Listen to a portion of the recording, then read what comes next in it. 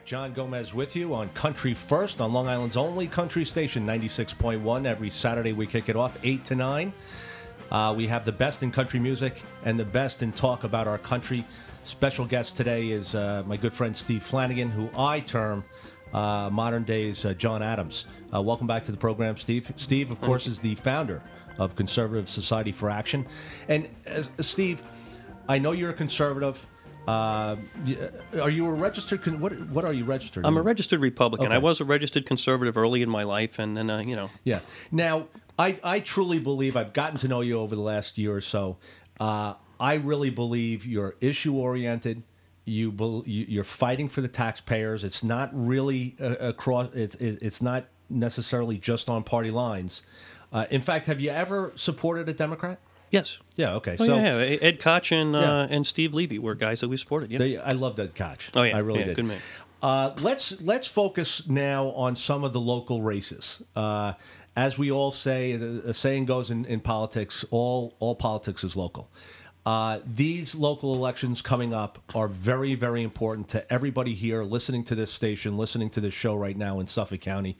We've got a lot going on, and this election year we have an opportunity to take back, wash out a lot of the swamp in Suffolk County Legislature. There's a lot of races to pay attention to.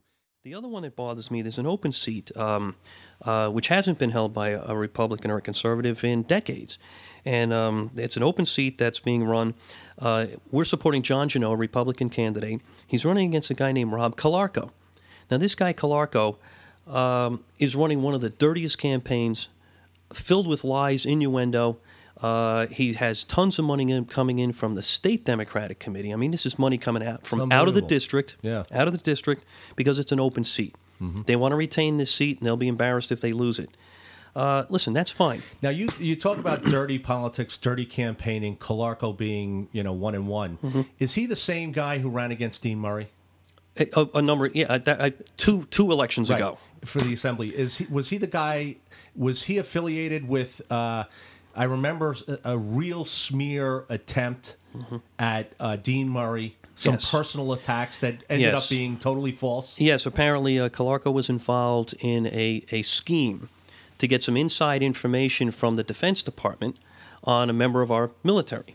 Now, it happened to be Dean Murray's son that he was trying to get the information on. They couldn't get the information legally. So basically what Calarco did is he conspired with a couple of other people out of Tim Bishop's congressional office to get that information. It was illegal information, and I guess they were trying to put some tie that there was some, I don't know, some estrangement between Murray and his son. I'm not sure what the intent was. But it was clearly, patently illegal, and even Bishop was so embarrassed by what happened, he apologized for it.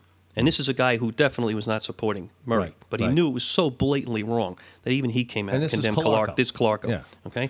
Calarco also has run around attacking Gionnott. He's a businessman. And he had a loan. He had taken out a small business loan. It's about $22,000. He borrowed against his home. He and his wife signed on the note, and he had a little trouble paying it back. The business took a little longer to get into the cash flow, positive cash flow than he thought, and he got stuck paying it late. But he paid it. He paid the loan. This guy's running around saying that Gionnott is defaulting on his loan.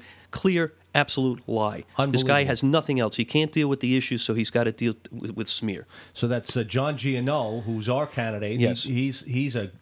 He'd be phenomenal in this position in the 7th Legislative District. Correct. Against Rob, the smear tactic Calarco. Right. We'll be back with more. I've got Steve Flanagan with me. He is the founder of Conservative Society for Action. He is the Tea Party on Long Island. We'll be back with more races right after this.